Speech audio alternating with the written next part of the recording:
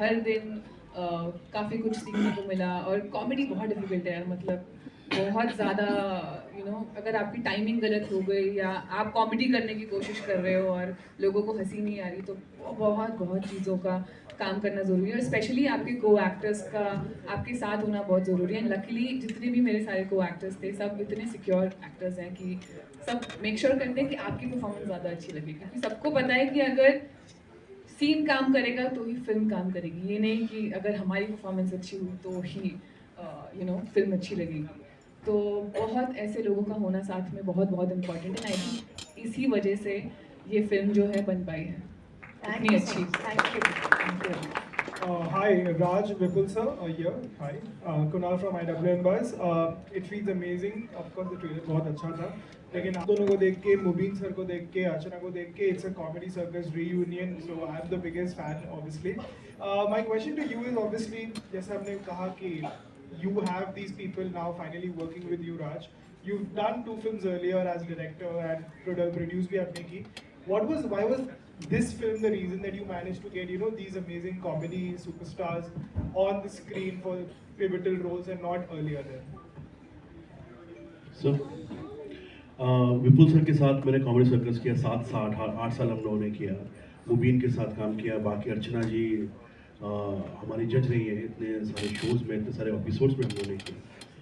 सी कभी कभी क्या होता है कि आप जब इतने गुणी लोगों के साथ काम करते हैं तो आपको ये लगता है कि एक जब आप फिल्म बनाएंगे या इससे पहले जो फिल्में बनी हैं उसमें उन लोगों को लिया जाए जिनके साथ आपने पहले काम नहीं किया, जिनके साथ कर चुका हूँ उनके साथ तो है ही।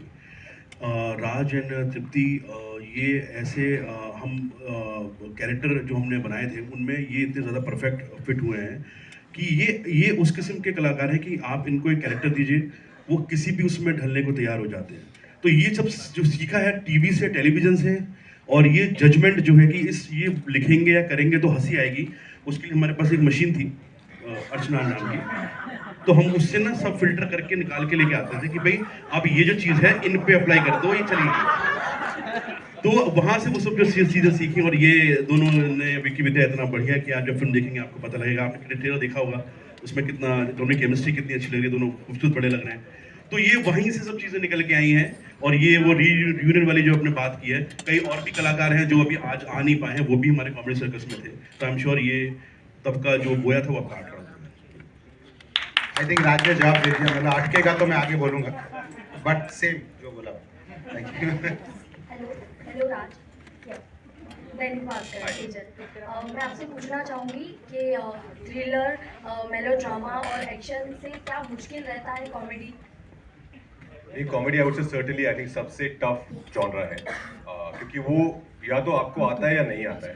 आई थिंक उसकी राइटिंग भी बहुत चीज़ों पे डिपेंड करता है। राइटिंग कैसी है, क्या आपके अंदर वो नेचुरली वो टाइमिंग है कि नहीं है, आपके को एक्टर्स कैसे हैं, तो वो अकेले उस पर आपके ऊपर डिपेंड नहीं करता है। तो I think comedy certainly I feel is one of the most toughest genre. But I am very glad कि मुझे ऐसे डायरेक्टर मिले, राज शांडिल्य जैसे, जिनको जो जाने ही जाते हैं लोगों को हंसाने के लिए। लाइफ में भी वो लाइफ में भी नॉन स्टॉप जोक उनके आते रहते हैं, बट उन्होंने जब राइटिंग की, ये राइटिंग जब आप फिल्म देखेंगे इसमें आपको रुकने का टाइम ही नहीं है। ऐसा नहीं है कि एक सीन में एक बार हंसी आएगी, ये हर सेकंड लाइन इज अ पंच। मतलब बहुत मजा आने वाला है, कितनी कॉमेडी है इसमें। आपको पर्सनली कॉमेडी डिफिकल्ट लगती है?